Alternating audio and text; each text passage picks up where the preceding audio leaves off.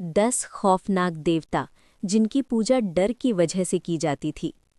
प्रस्तावना। एक गांव जहां भगवान से भी डर लगता था। भारत के एक दूर-दराज पहाड़ी इलाके में एक छोटा सा गांव था, कालरात्रि। ये गांव नक्शों में नहीं मिलता था। यहाँ के लोग साधारण नहीं थे और यहाँ के देवता तो बिल्कुल भी नहीं। कहा जाता था कि इस गांव में भक्ति प्रेम से नहीं, डर से की जाती थी। अगर पूजा नहीं की तो विनाश तय था। अध्याय 1। शहर से आया अजनबी। एक दिन शहर से एक युवक आया, आरव।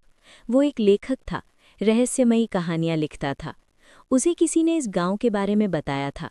गांव में कदम रखते ही उसे अजीब सा एहसास हुआ, जैसे कोई उसे देख रहा हो।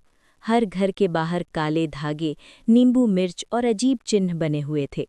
आरव ने एक बूढ़े आदमी से पूछा, ये सब क्या है? बूढ़ा डर गया, धीरे से बोला, यहाँ भगवान को खुश नहीं, शांत रखा जाता है। अध्याय 2। पहला देवता रक्त भैरव। गांव के बीचों बीच एक मंदिर था। उसमें विराजमान थे रक्त भैरव। उनकी मूर्ति खून से सनी हुई लगती थी, आंखें लाल, दांत बाहर। हर अमावस्या को यहाँ बलि दी जाती थी। अगर बलि न दी जाए तो गांव में कोई न कोई मर जाता था। आरव ने सोचा, ये अंधविश्वास है, लेकिन उसी रात उसने चीखें सुनी। अध्याय 3। छाया देवी। गांव में एक घर था जहां कोई नहीं रहता था। कहा जाता था वहां छाया देवी रहती हैं। वो दिखाई नहीं देती, लेकिन उनकी परछाई हर जगह दिखती थी। जो भी उस घर में गया वो वापस नहीं आया। एक औरत ने आरव से कहा, वो तुम्हें देख रही है। आरव ने पीछे मुड़कर देखा। उसकी अपनी परछाई हिल रही थी। अध्याय 4। काल सर्पदेव। गांव के बाहर एक प्राचीन कुआं था। उसमें रहता था काल सर्पदेव। हर साल एक व्यक्ति को उस कुएं में कूदना पड़ता था, बलि के रूप में। अगर नहीं तो पूरे गांव में सर्पों का आतंक फैल जाता। आरव ने उस कुएं में झांका। अंदर से फुफकारने की आवाज आई और अचानक एक आंख उसे घूर रही थी। अध्याय 5। मांस भक्षी माता। गांव के जंगल में एक मंदिर था। वहां पूजा होती थी मांस भक्षी माता की। उन्हें सिर्फ कच्चा मांस चढ़ाया जाता था। एक बार किसी ने फल चढ़ा दिया, अगले दिन उसका पूरा परिवार गायब हो गया। सिर्फ दीवारों पर खून के निशान थे। अध्याय 6। नयनहारी देव। ये देवता आंखें लेते थे, सच में। हर साल किसी एक व्यक्ति की आंखें निकालकर चढ़ाई जाती थीं। अगर ऐसा न किया जाए तो गांव के लोग अंधे हो जाते थे। आरव को विश्वास नहीं हुआ, लेकिन उसने एक आदमी को देखा जिसकी आंखों की जगह सिर्फ खाली गड्ढे थे। अध्याय 7। अग्निरुद्र। गांव में अचानक आग लग जाती थी, कोई कारण नहीं। लोग कहते थे ये अग्निरुद्र का क्रोध है। उन्हें शांत करने के लिए लोग अपने ही घर जलाते थे। अगर हम खुद जलाएंगे तो वो कम जलाएंगे। आरव अब डरने लगा था। अध्याय 8। मृत्यु नारायण। ये सबसे खतरनाक था। ये देवता तय करते थे कौन मरेगा। हर पूर्णिमा को एक नाम पुकारा जाता था और वो व्यक्ति अगले 24 घंटे में मर जाता था। कोई बच नहीं सकता था। आरव ने सोचा, अगर मेरा नाम आ गया तो। अध्याय 9।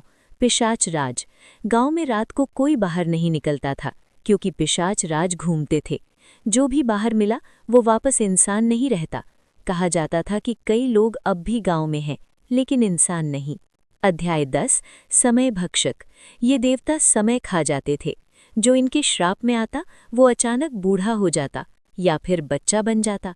गांव में एक आदमी था जो एक दिन में 60 साल का हो गया। अध्याय 11।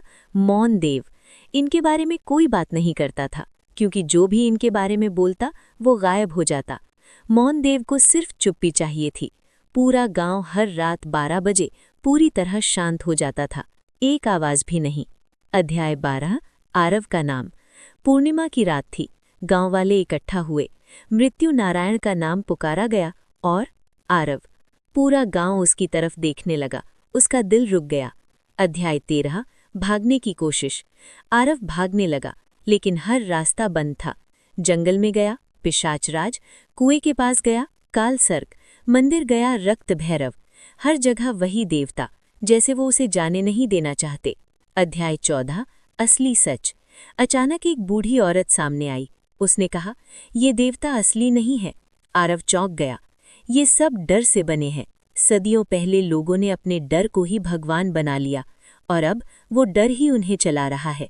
अध्याय 15 अंतिम निर्णय। आरव के पास 2 रास्ते थे, डर के आगे झुक जाए या डर को तोड़ दे। वो मंदिर गया और पहली बार किसी ने रक्त भैरव के सामने कहा, मैं नहीं डरता। अचानक पूरा मंदिर हिलने लगा, देवता की मूर्ति टूटने लगी। अध्याय 16 अंत या शुरुआत।